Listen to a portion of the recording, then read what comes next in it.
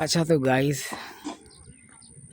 ਆਪਣੇ ਪੰਜਾਬ ਦੇ ਬੰਦੇ ਆ ਨਾ ਜਿਹੜੇ ਕੰਮ ਕਰ ਰਹੇ ਨੇ ਆ ਜਿਨ੍ਹਾਂ ਦੀਆਂ ਬਿਲਡਿੰਗਾਂ ਤੁਸੀਂ ਬਣਾ ਦੇ ਜੇ ਨਾ ਵੇਖ ਲਓ ਇੱਟਾਂ ਬਣਾ ਰਹੇ ਨੇ ਤੇ ਗੋਰਾ ਹੀ ਕਰ ਸਕਦਾ ਅਗਰ ਉਹ ਵੇਖ ਲਵੇ ਤੇ ਉਹਨੇ ਤਾਂ ਕੋਈ ਮਸ਼ੀਨ ਬਣਾ ਦੇਣੀ ਤੇ ਆਜ਼ਾਦ ਕਰ ਦੇਣਾ ਬੰਦਿਆਂ ਚੈੱਕ ਕਰ ਸਕਦੇ ਜੇ ਤੁਸੀਂ ਆਓ ਆਪਾਂ ਗੁਫ਼ਤਗੂ ਕਰਨੇ ਆ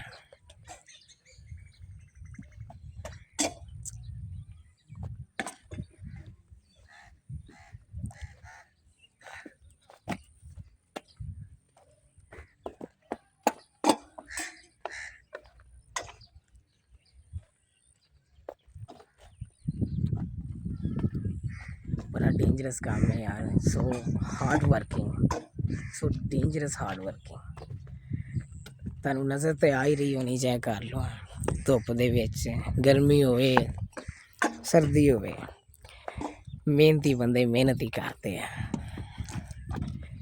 ਹਾਂਜੀ ਸ਼ਰੀਫ ਸਾਹਿਬ ਕੀ ਹਾਲ ਚਾਲ ਨੇ सब अच्छा है मैं ठीक की चल रहा फिर लाइफ से सामने लाइफ चल रही किन्नू खाई जा ये अपने भरा ने साजी चेक कर रहे तेरे सामने हार्ड वर्किंग कर रहे हैं धुप दे विच पसीनो पसीन लम्मे भैन धुप दे विच भरा चेक कर लो बड़ी डेंजरस ते हार्ड वर्किंग है यार ते एक अपने होर भी भरा है ने हाँ जी साजी की हाल चाल है मैं ठीक क्या ठीक किन्नी को इट कढ़ लीती तुसीं 24-25 कढ़ ली 24-25 इट कढ़ ली तुसीं हाँ कदों दे आए जे असीं आए 4 बजे 4 बजे दे आए हाँ जी ते किन्ना को रह गया साडा रहेगा 200 का घर आएगा लो ये 200 ਦਾ ਹੈਗਾ ਆ 200 ਬਣ ਜੂਗੀ हाँ जी टोटल लीड़ी विच सट्टी भी हुई ते कुछ है ਤੇ ਕਿੰਨੀ ਦੇਰ ਚ ਤੁਸੀਂ ਵਿਹਲੇ ਹੋ ਜਾਓਗੇ ਡੇਲੀ ਤੇ डेली दे 7-8 बजे 9 बजे 10 बजे ਐਂਡ ਫਿਨਿਸ਼ ਕਰ हाँ ਦਿੰਦੇ जी दिहाड़ी ला के घर चले जाने ਤੇ ਇਹ ਕੀ ਕਿੰਨੇ ਪੈਸੇ ਦਿੰਦੇ ਨੇ ਹਫਤੇ ਦੇ ਦਿੰਦੇ ਨੇ ਪੱਠੇ ਵਾਲੇ हाँ जी हफ्ते बाद सानू खर्चा मिल ਕਿੰਨਾ ਮਿਲਦਾ जिंदे ते पैसे होन जिन्हें कर्जा कुर्जा लिया होवे ना ਹੂੰ पट्ठे वालियां को ਅੱਛਾ उन्हें पैसे मिलते हैं कट के 1000 की दिहाड़ी लावन ना ਹੂੰ तो उन्हें 800 रुपया मिलना है 200 रुपया कटना है ਤੇ ਇਹ ਕਿੰਨੀ ਏਟ ਦਾ ਕੀ ਹਿਸਾਬ ਹੁੰਦਾ ਹਫਤੇ ਬਾਅਦ ਮਿਲਦੇ ਕਿੰਨੇ ਦਿਨਾਂ ਬਾਅਦ ਮਿਲਦੇ ਕਿੰਨੇ ਮਿਲਦੇ ਆ हफ्ते बाद तुम जिन्नी आदि दिहाड़ी लाओ 1000 की लाओ 1500 की लाओ वो हफ्ते का प्लस करके ਹੂੰ तो ਉਹ ਸਾਰਾ ਹਿਸਾਬ ਕਰਕੇ ਦਿੰਦੇ ਆ हाँ जी बन जाए 8000 बन जाए 9000 बन जाए वो सारा मिल जाए हफ्ते बाद ਹਫਤੇ ਬਾਅਦ ਤੇ ਉਂਝ ਤਾਂ ਬੜਾ ਹਾਰਡ ਕੰਮ ਹੈ तो बड़ा हार्ड काम है ਲੋ ਜੀ ਮੁੰਡਾ ਮੈਟ੍ਰਿਕ ਕਲੀਅਰ ਆਂਦੀ 100 ਨੰਬਰ ਲਿੱਤਾ ਇਹਨੇ ਪਰ ਗੱਲ ਇਹ ਕਿ ਆਪਣੇ ਮੁਲਕ 'ਚ ਤੁਹਾਨੂੰ ਪਤਾ ਹੀ ਹੈ ਕਿ ਕੰਮ ਸ਼ਾਮ ਦਾ ਸਿਸਟਮ ਜ਼ਰਾ ਆਊਟ ਹੈ ਤੇ ਚਾਹੀਦਾ ਉਹਨਾਂ ਨੂੰ ਕਿ ਇਹ ਪਿੰਡਾਂ ਦੇ ਵਿੱਚ ਨਾ ਇਹ ਸਿਸਟਮ ਕਰਨ ਤੇ ਇਹ ਆਪਣੇ ਸਾਹਿਬ ਨੈਕ ਸਾਹਿਬ ਕੀ ਹਾਲ ਚਾਲ ਨੇ ਕੈਸੀ ਤਬੀਅਤ ਦੇ ਹੱਥ ਬਣਾਓ ਰਾਜੀ ਹੱਸ ਕੇ ਵਹਾਓ ਅੱਛਾ मौजा लगी है ਲਓ ਜੀ ਸਾਜੀ ਕਈ ਬੰਦਿਆਂ ਦੀ ਤਾਂ ਮੌਜਾਂ ਹੀ ਲੱਗੀਆਂ ਨੇ ਕਿਉਂਕਿ ਉਹ ਸਾਰੀ ਉਮਰ ਚ ਵੇ ਕੰਮ ਤੇ ਫਿਰ ਉਹਨਾਂ ਕਿਹਾ ਜੀ ਮਜ਼ੇ ਚ ਹੀ ਆ ਤੇ ਮਾਮੂ ਜੀ ਫ੍ਰੀ ਹੋ ਗਏ कहानी पढ़ते पेनी है यार फ्री कितने हो गए जान भी नहीं निकलती ਜਾਨ ਨਿਕਲਦੀ ਪਈ ਤੇ ਪਾਣੀ ਸ਼ਾਨੀ ਠੰਡਾ ਨਹੀਂ ਪੀਤਾ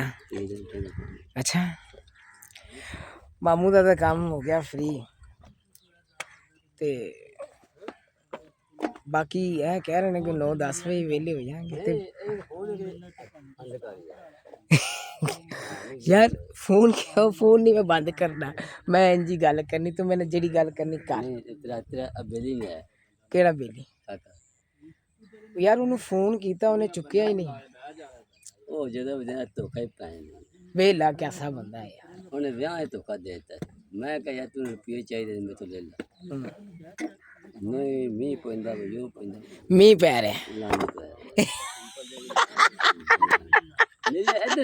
अच्छा अज गल मेरी होनी है ते मैं कहना ਬੱਚਿਆਂ ਨੂੰ ਧੋਖਾ ਦੇ ਤੇ ਨਹੀਂ ਕੰਮ ਕਰਨਾ ਚਾਹੀਦਾ। ਨਹੀਂ ਕਰਨਾ ਚਾਹੀਦਾ ਯਾਰ, ਮੈਨੂੰ ਤੂੰ ਧੋਖੇ 'ਚ ਕਿਉਂ ਰੱਖਿਆ? ਨਹੀਂ ਮੈਂ ਉੱਥੇ ਕਹਿੰਦੇ ਯਾਰ ਮੇਰਾ ਕੋਈ ਵੀ ਗੱਲ ਸਾਫ਼ ਕਰ ਦੇਵੇ ਮੇਰੇ ਨਾਲ ਮੇਰਾ ਵੀ ਮੈਂ ਨਹੀਂ ਆਣਾ ਯਾਰ, ਤੂੰ ਆਪਣਾ ਜਿਹੜਾ ਨਿਜ਼ਾਮ ਹੈ ਨਾ ਉੱਥੇ ਮੌਜ ਮਸਤੀ ਕਰ ਆ ਠੀਕ ਹੈ।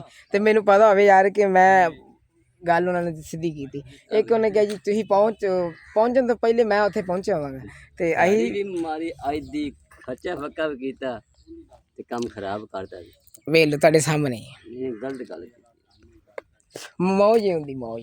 ਕਰ ਲੈਣ ਫੋਨ ਨੇ ਮੈਨੂੰ, ਫੋਨ ਮੇਰੇ ਸਾਹਮਣੇ ਕਰਾਂਗੇ, ਥੋੜੀ ਆਵਾਜ਼ ਦੇ ਵੀ ਖਰਾਬ। ਵਾਹ ਸੈੱਟ ਕਰ ਲਾਂਗੇ। ਤੁਸੀਂ ਦੱਸੋ ਸਲਾਮ ਸਾਹਿਬ ਕਿ ਕਿੰਨੀ ਕੁ ਹਾਰਡ ਵਰਕਿੰਗ ਹੈ? ਨਹੀਂ ਕਹਿ ਸਕਦਾ ਇਹ ਯਾਰ ਬਹੁਤ ਹਾਰਡ ਵਰਕਿੰਗ ਹੈ। ਪਹਿਲੇ ਮੈਂ ਕਰਦਾ ਰਿਹਾ, ਥੋੜਾ ਉੱਚੀ ਬੋਲੋ। ਪਹਿਲੇ ਕਰਦਾ ਰਿਹਾ ਮੈਂ 2-3 ਸਾਲ ਕੀਤਾ, ਅੱਛਾ ਲੇਕਿਨ ਹੁਣ ਆਪਸ ਕੰਮ ਤੋਂ ਬਾਅਦ ਇਹ ਕੰਮ ਨਹੀਂ ਹੋਣਾ ਆਪਣੇ ਕੋਲ। ਨਹੀਂ ਹੁੰਦਾ। ਇਧਰ ਹੋ ਰਸਤਾ ਉਹ ਕੰਮ ਫਿਰ ਉਹਦੇ ਹੋਇਆ ਨਹੀਂ, ਆਪਾਂ ਆ ਵੀ ਕਰ ਲਿਆ ਕਿੰਨਾ ਦਿਨ। ਖੋਖਰ ਸਾਹਿਬ ਕੀ ਕਹਿਣਾ ਚਾਹੋਗੇ? ਕੀ ਯਾਰ ਕਹਿਣਾ ਯਾਰ, ਲੋਕਾਂ ਦੀਆਂ ਮਜਬੂਰੀਆਂ ਵੇਖ ਰਹੇ ਆ। ਇਧਰ ਆਓ ਇੱਥੇ। ਕੋਈ ਜ਼ਿਆਦਾ ਨਹੀਂ, ਹੋਰ ਨਹੀਂ ਕੋਈ ਹੈਲਪ ਕਰ ਸਕਦਾ ਕਿ ਇਸ ਵੀਡੀਓ ਨੂੰ ਇੰਨਾ ਕੁ ਸ਼ੇਅਰ ਕਰ ਦੇਵੇ ਕਿ ਅਸੀਂ ਇਹਨਾਂ ਦੀ ਖੁਦ ਹੈਲਪ ਕਰਨ ਆਈਏ ਜੀ।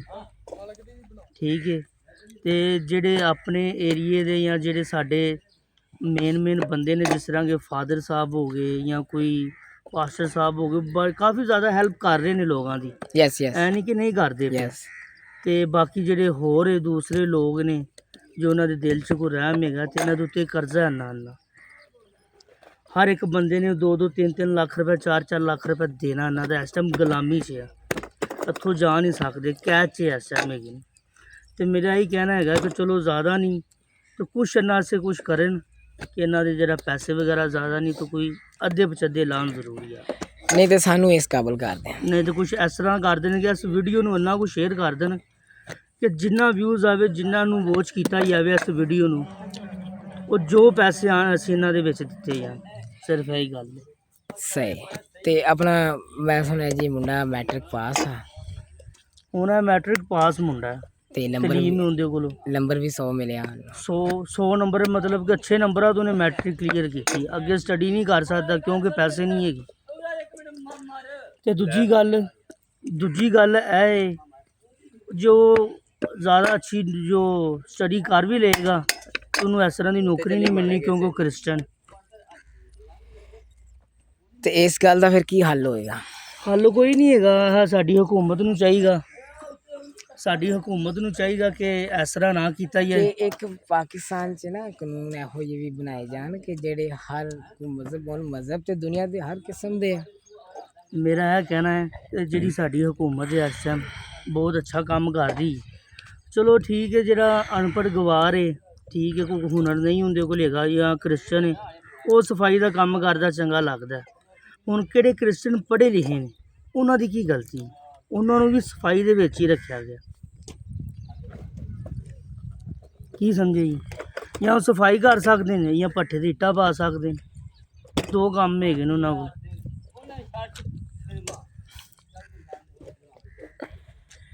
ਤੇ ਗਾਇਸ ਤੁਸੀਂ ਸੁਣ ਲਿੱਤਾ, ਤੇ ਮਿਹਰਬਾਨੀ ਇਹ ਕਰਨੀ ਸਾਡੇ ਤੇ ਕਿ ਤੁਸੀਂ ਇਹ ਵੀਡੀਓ ਨੂੰ ਸ਼ੇਅਰ ਕਰਨਾ ਤੇ ਕੋਈ ਐਸਾ ਬੰਦਾ ਦੇਣਾ ਸਾਨੂੰ ਕਿ ਜਿਹੜਾ ਇਹਨਾਂ ਦੀ ਹੈਲਪ ਤੇ ਇਹਨਾਂ ਨੂੰ ਉਸ ਕਾਮਯਾਬੀ ਤੇ ਪਹੁੰਚਾ ਦੇਵੇ।